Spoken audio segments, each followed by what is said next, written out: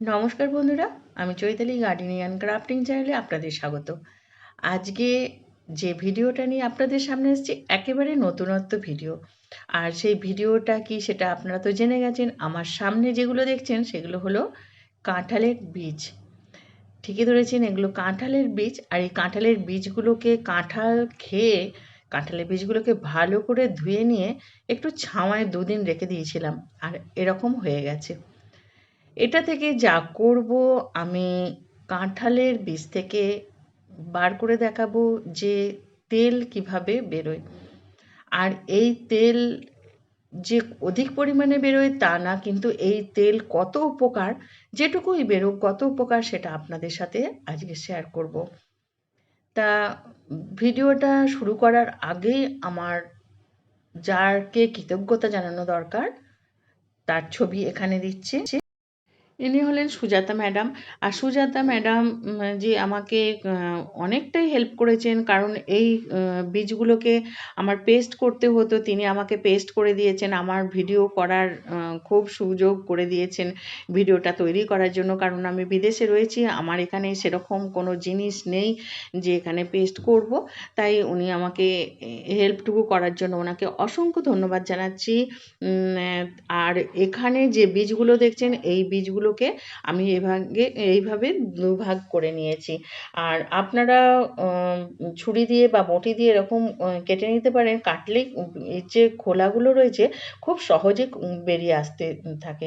আর এইগুলো করার পর আমি এগুলোকে যা করেছি, ছোট ছোট টুকরো করে বা গ্রেটারে যদি একটু ঘষে নেন তাহলে খুবই ভালো হয়। আমি গ্রেটারে ঘষে নিয়েছি। আপনারা যদি পারেন এগুলোকে একটু টুকরো করে নেবেন।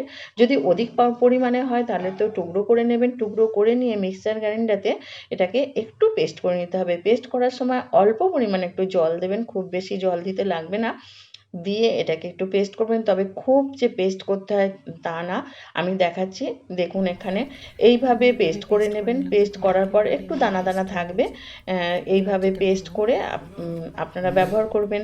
আর আমি এনার কাছে এসেছি, দেখুন পেস্ট করতে উনি আমাকে কিভাবে হেল্প করেছেন সেটা আমি আপনাদের দেখাচ্ছি।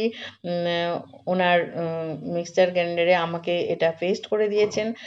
এক কথাতেই উনি আমাকে খুব হেল্প করেছেন। তাই ওনাকে আমি আবার অসংখ্য অসংখ্য ধন্যবাদ জানাই। উনিও খুব খুশি হয়েছেন যে আমি একটা জিনিস করতে চাইছি, ওনারও খুব ভালো লেগেছে। তা যাই হোক, আমি ওনার ঘর থেকে এটা করে নিয়ে এসেছি। এরপর যেটা করব, এখানে আমি একটা এরকম ফ্রাই প্যান নিয়ে নিয়েছি। ফ্রাই প্যানে আমি এখানে যে পেস্ট করে নিয়ে এসেছিলাম সেই পেস্টটা আমি এখানে ঢেলে দেব। ঢেলে দেবার পর আমি সামান্য একটু এখানে জল আমি হালকা করে দেব, কিন্তু বেশি দেব না। এইটুকু দিয়ে দেবো।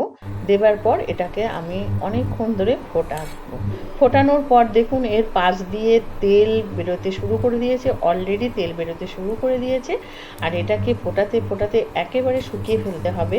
আর আমিও দীর্ঘক্ষণ ধরে এটাকে শুকাচ্ছি। তার আগে আমি এটা আমাদের কি কাজে লাগে সেটা আমি বলি। এই কাঁঠালের বীজ থেকে যে তেল তৈরি হয় সেটা আমাদের শরীরের পক্ষে খুবই উপকার।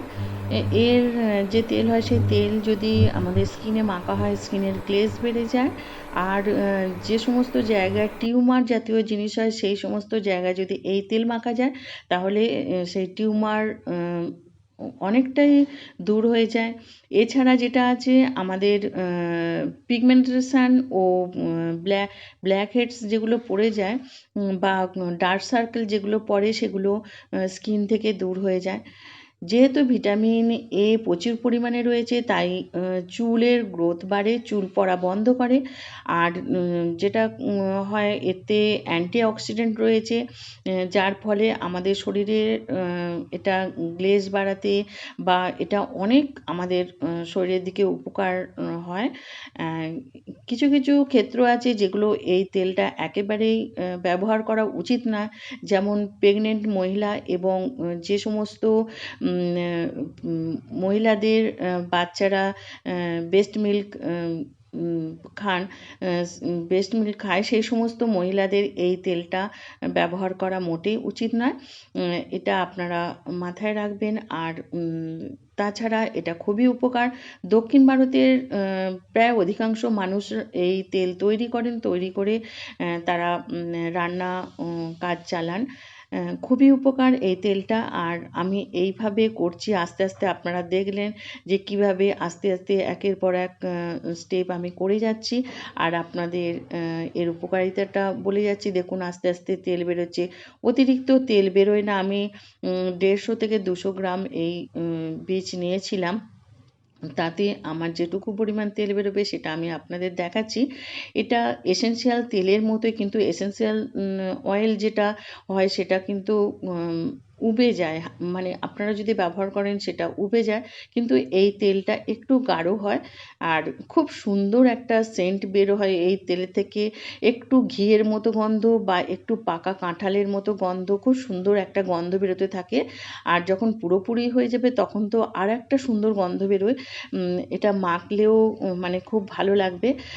তাই বলবো আপনারা এটা যদি এইভাবে ঘরে তৈরি করে নেন খুবই ভালো হবে। দেখুন আমি আস্তে আস্তে দেখতে পাচ্ছেন আমার কিভাবে তেল এটা বেরোচ্ছে। আমি আপনাদের একের পর এক দেখাচ্ছি, আস্তে আস্তে তেলটা বেরিয়ে আসছে।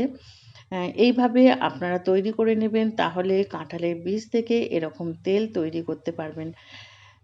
তা বন্ধুরা, আপনাদের সাথে আজকে আমার এই ভিডিওটা শেয়ার করলাম। ভিডিওটা যদি ভালো লাগে অবশ্যই লাইক কমেন্ট শেয়ার করবেন, আর অনেক অনেক শেয়ার করবেন, যাতে সবাই এই সময় কাঁঠাল পাওয়া যায়, কাঁঠালের বীজটা ফেলে না দিয়ে এটা তেল তৈরি করে নেয়।